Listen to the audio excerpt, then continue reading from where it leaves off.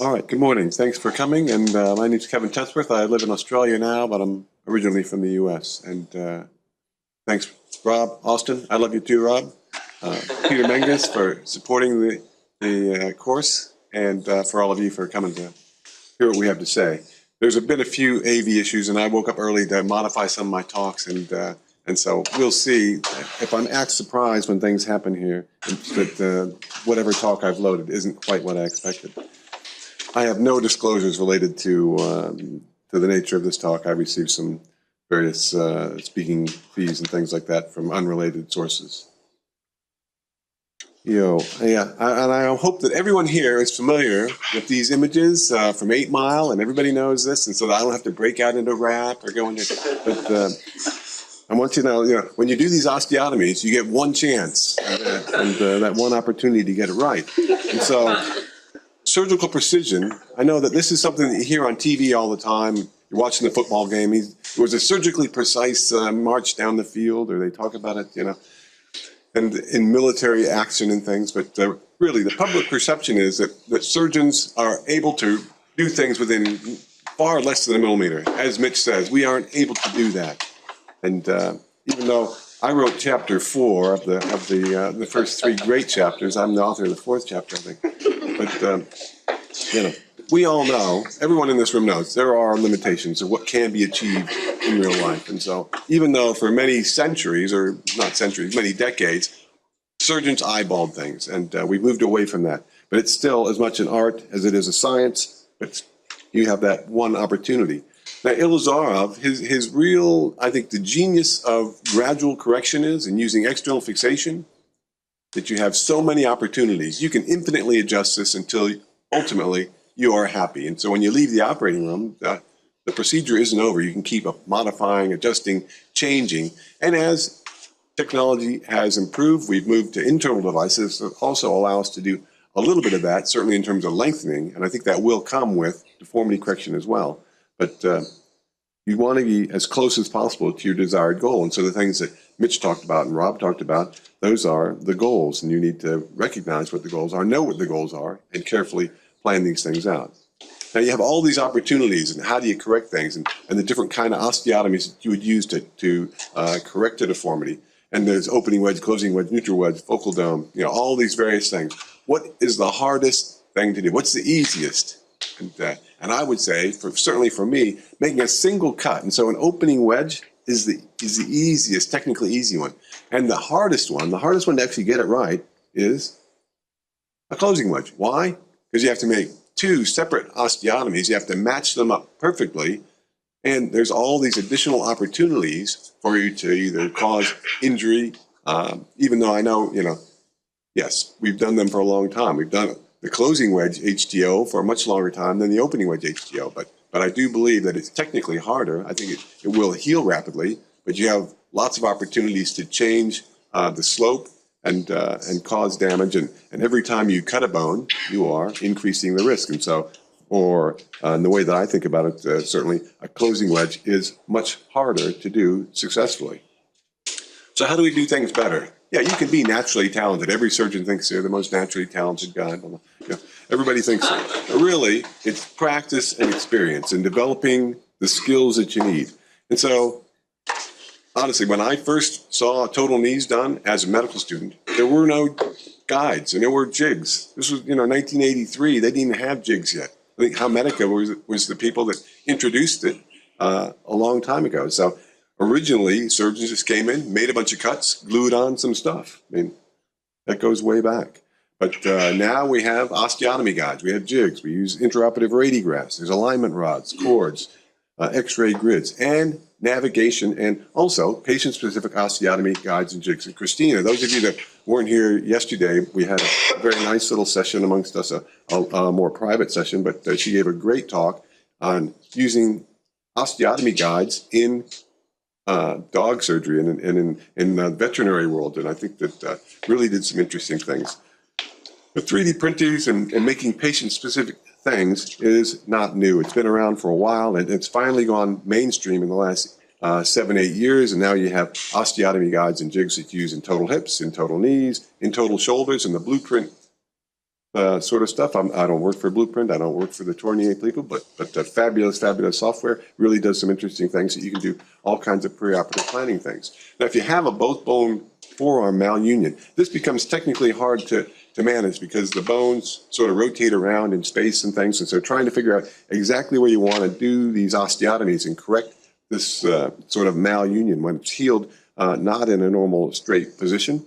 Again, I don't work for Materialize, but this is the standard in the industry. And if you do this sort of work, this is the software that we would use, either mimics to, segment the images, and then 3-matic is what you end up using to prepare jigs and do that sort of planning and things. And as you were here yesterday, those of you that were here yesterday, Christina told us about it. But in this instance, here's a forearm. This is a case that goes back about 6 years. This is an old case that we had been using this way back when. And so it's been modeled and it's used the CT scan data from the opposite side.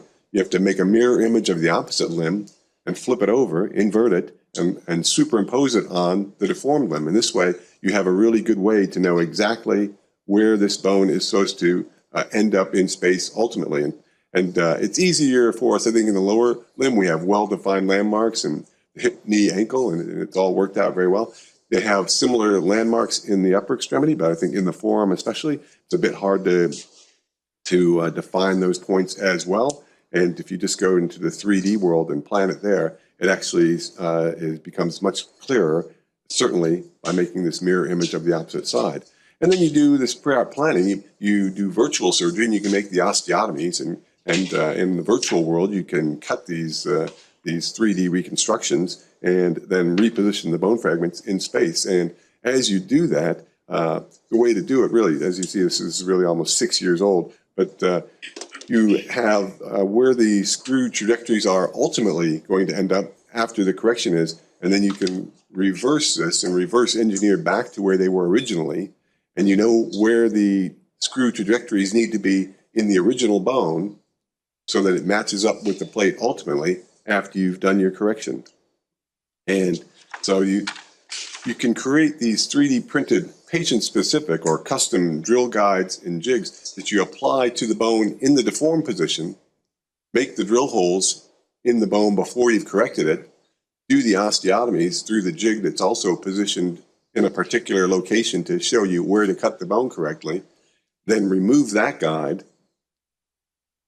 realign and replace the bone using a separate guide that then slides onto some pins that you've already placed to give you orientation in each of those individual fragments, in this case 3 separate fragments, and that holds it in place while you put the plate on. And the problem that really you end up with this is that it's very difficult in real life to actually position the jig exactly where it was in the virtual world. And I know that it seems like, oh, it'd be very simple and straightforward. It's really not, and soft tissue interferes, and sometimes there's little extra bits of bone fragments or callus or osteophytes and things that interfere with the positioning of the jig. And if it's off just a little bit, well, then all your preoperative planning has gone awry. And if you see in the top images, they've even put little outlines on there where the jig is supposed to sit on the bone and things like that. You don't have that in real life. And it often is best to have some sort of landmark there. And whether it's an old screw hole or a broken screw or some other bit of something that's there already on the preoperative images that you can use as a landmark when you get to do the case in real life, it makes a huge difference in terms of getting the jig positioned exactly where it was when you worked in the virtual world. Now you see here that the plate is way off the bone, and so those screw trajectories that were placed using the osteotomy guide and the screw jig to give you those screw holes, that's how far off, and that's how far that plate is going to come back down and reorient that distal fragment.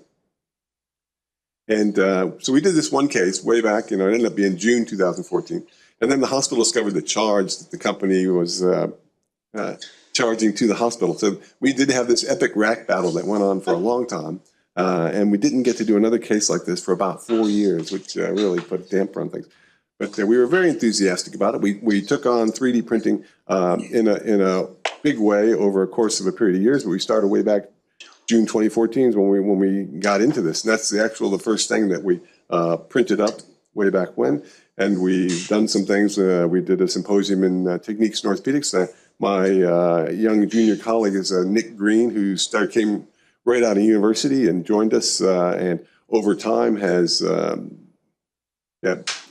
grown leaps and bounds in this area. This is all he does. He's employed full-time as our medical modeler, and we've had this Object 30 printer for about almost 4 years now, and we've published on this in CCOT-J, how to put this into practice, and it's an interesting article if you get a chance to look at that. This is another case that just demonstrates the type of the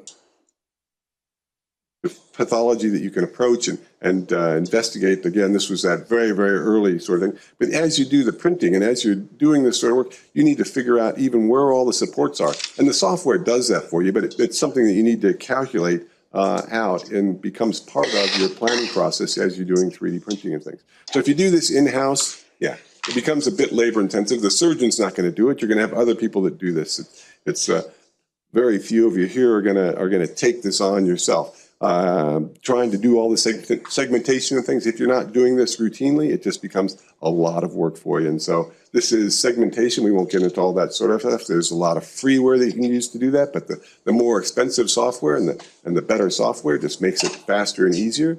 Osiris works pretty well for the Apple, but there's lots of these sort of things that you need to look at. So if we look at distal femoral osteotomy and high tibial osteotomy, this is really going to be the workhorse for what you do in and around the knee. And the jigs can either be pure plastic, but as you do that, there's this risk that you'll cut off little bits of plastic and leave remnants. I know that the hospital sort of people and the regulators and the government and everybody is all concerned about these sort of things. So you can have metal pieces that are in there, but again, that adds to the complexity, it adds to the cost and how much benefit you get out of that.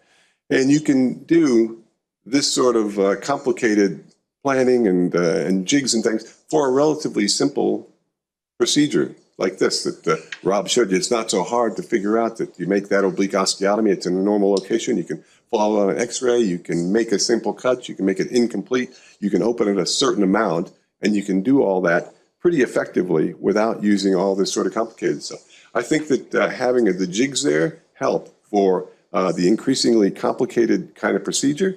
And the more difficult and complicated it is, the more benefit that you get out of it.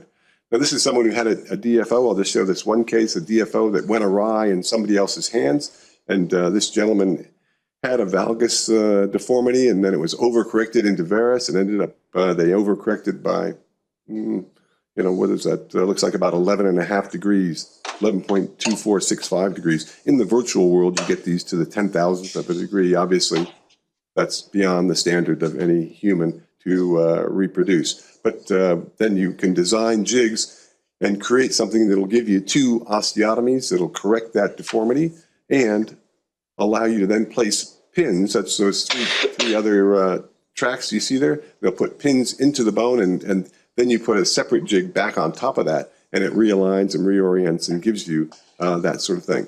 But again, in the public hospital system in Australia, you run into incredible red tape, roadblocks, restrictions, government requests, forms to fill out, because of sterilization, indemnity, quality control. These all became huge issues that we had to battle with in terms of whether you could use this and who was going to be responsible and all these sort of things. So if you are a manufacturer or if you are independently licensed, certainly in Australia, and it's probably the same thing in the US, you have the green light to do this. But if you bring this on and do it as an individual or as the hospital trying to take this on, it created big problems for them. Now, in the public hospital, this was a huge issue. In the private hospital, they say, oh yeah, come in, just print what you want, sterilize it up, in you go. So we just took them to the private hospital, we put it in, we had them sterilize it and used it the next day, and it wasn't an issue. And so this is, unfortunately, I couldn't locate the x-rays preoperative beyond those other images I had from the virtual world, but this is postoperative following the osteotomy. It's healed, it's solid, everything's going well. So this is just a tiny bit of data that tells you that if you have something very simple, now it's given this average time for planning and things, and it depends on your skill level and experience. And my young colleague, Nick Green, who's done this for the last 4 years now and does it on a full-time basis, he does it very quickly. Me doing it, it would take me many hours to do. And I think that for simple cases, it's not worth the time and effort. Even the most, many medium sort of cases become increasingly useful. And certainly for very complex intra-articular osteotomies, we do tibial plateau fractures that are malunited and things, then it becomes something that's much more useful for us to consider. But again, I'll just go back and finish with the concept that it's the only opportunity you have. You have one shot to get it right. Patients are most appreciative of this. You get it right, it's the best possible thing you can do for them.